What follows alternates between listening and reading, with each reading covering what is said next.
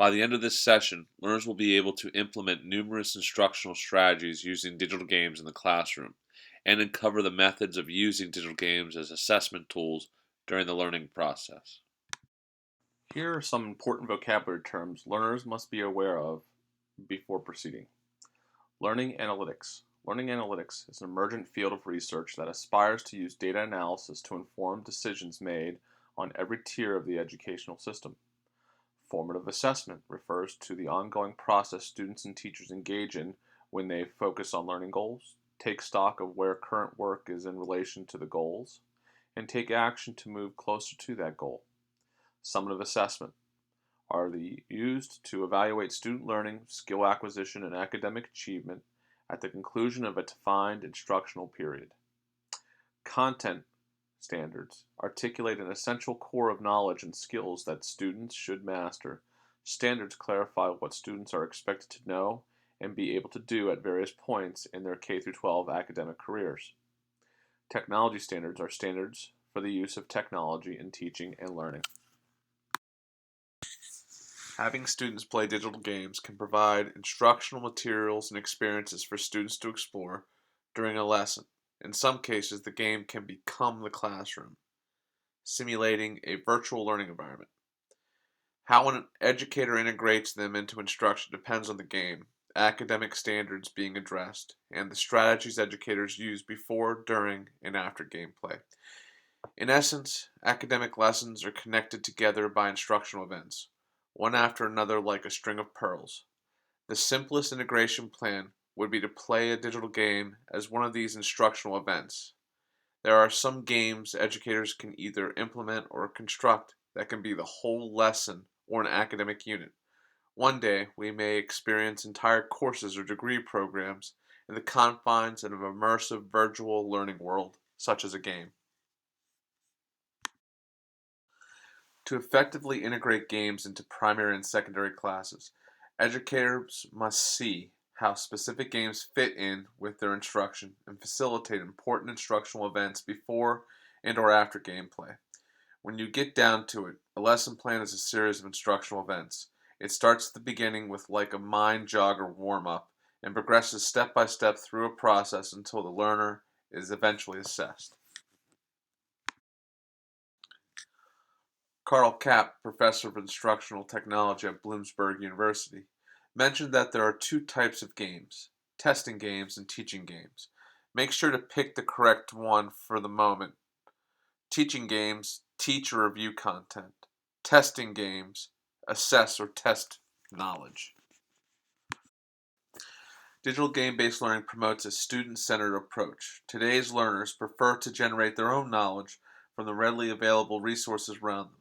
They will benefit from a collaborative learning community in which the teacher assumes the role of facilitator or guide to help students as needed and coach them when necessary. Professor Kurt Squire, author of Video Games and Learning, Teaching in a Participatory Culture in the Digital Age, provides us with this powerful quote. It is about time educators stop being the sage on the stage and assume the role of the guide on the side. Good questions and good questioning techniques makes connections between gameplay and the curriculum. These questions should help establish context, make real-world connections, address the learning outcomes, and make connections to other experiences, subjects, and ideas. Students do not want to simply ingest their media. They want to use their newly acquired knowledge to create media products. They want to become prosumers. This provides facilitators with an authentic academic artifact that is easily assessed and linked to student evaluation. Educators can easily have students play a digital game to start a lesson. The allotted time should be relatively short, perhaps 5 to 10 minutes. During this time, facilitators help gamers uncover the purpose for gameplay by asking questions to activate prior knowledge and connecting the embedded concepts to the expected learning outcomes for the lesson. Afterwards, facilitators debrief players to reflect on gameplay and connect it with new concepts or skills being explored in the next learning event of the lesson. Free play allows gamers to explore digital games without, or with very little, interference from their teachers. Ultimately, students are given free rein to explore, fail, retry, reflect, and learn from the game in an unstructured environment. The facilitator circulates the learning environment and carefully observes each gamer as the students play to learn. During their observations, facilitators can record what they witnessed during their students' gameplay and assist any learners that are struggling or adjust the learning scenario if the learners are not being challenged enough. Digital games help create context. At times, educators have difficulty establishing the importance of what students are learning in class. It is particularly challenging for teachers to demonstrate the real-world relevance of everything students learn when they are forced to do so in the same location with the same surroundings every day. Digital games, interactive simulations have the ability to immerse students in new and exciting learning experiences and establish that crucial need for instructional relevance. Facilitators select a game students will play during class. However, before gameplay begins, students are given several questions they must answer during or after gameplay. Similar to an anticipation guide, a reading comprehension strategy is used before reading to activate students' prior knowledge and build curiosity about a new topic. Players are asked several questions to help develop their interest in the game and its embedded instructional topics and concepts. Questions can be formatted in multiple choice, true or false, or fill in the blank. Any format conducive for quick short form responses. This is an example of an anticipation guide for Mission US Cheyenne Odyssey. Through team-based games, players begin to understand the basic advantages of cooperative learning, such as the division of labor, benefits of pooling group knowledge to develop collective intelligence, and increase productivity. Working in collaborative learning groups also develops important interpersonal skills and morals.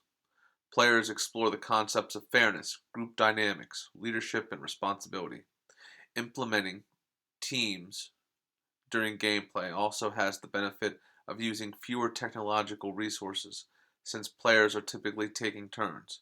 Gamers must share a common goal. They must also win or fail as a team. Long-form games have extensive storylines or virtual environments that take gamers more time to complete than short-form games. Julius Caesar said it best, "Experience is the teacher of all things."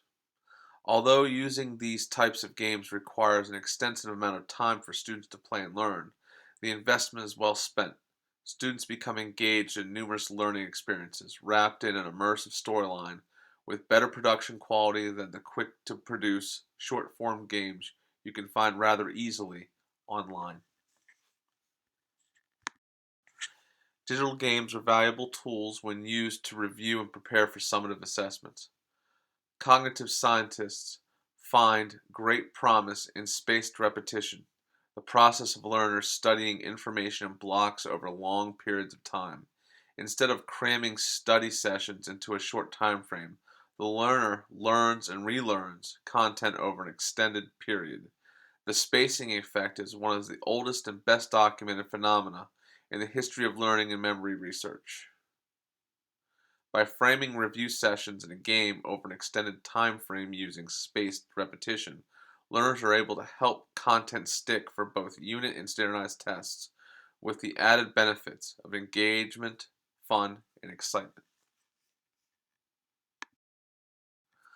Unlike summative assessments, which is completed at the end of the instructional process, formative assessment is ongoing and used by both teachers and students to evaluate and make adjustments during their learning experiences.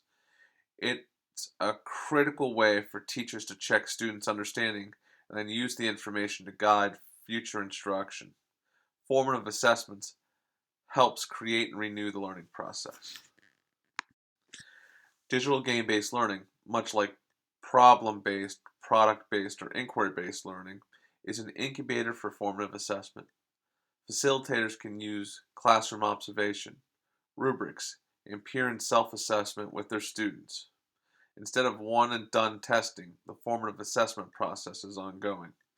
And thanks to the game allowing educators to walk around and observe students, formative assessment strategies are much easier to employ. Technology systems such as computers, game consoles, and mobile devices easily collect user data. Every choice, every decision, every answer, and every experience the player makes is logged and stored automatically. This unbelievable access to raw data has created a powerful mathematical science known as data analytics. Education's variant, learning analytics, focuses on student data such as online behavior, assessment results, and learning preferences. With more and more data points being collected about learners, the analysis should help provide the educational field with statistically supported evidence of what works and doesn't work in the classroom. This is a giant trend educational games are starting to embrace.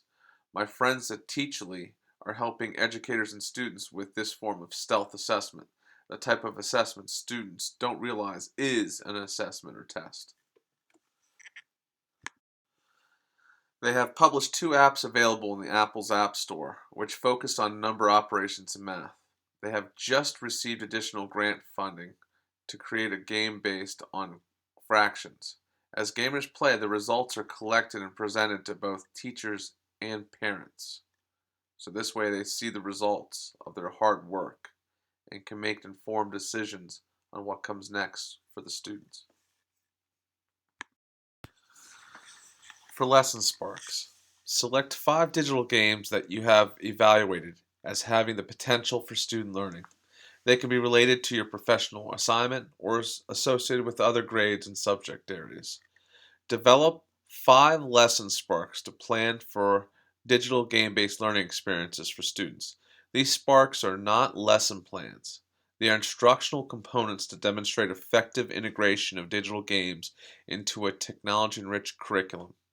The lesson sparks should be based on content standards, include a measurable learning objective, integration protocols, and the follow-up event occurring afterwards. The components of a lesson spark are as follows. The preliminary elements such as name, grade level, subject, and content and technology standards. Integrated gameplay level indicates the integration model. Is it an event or an entire lesson or perhaps an instructional unit? And of course the game.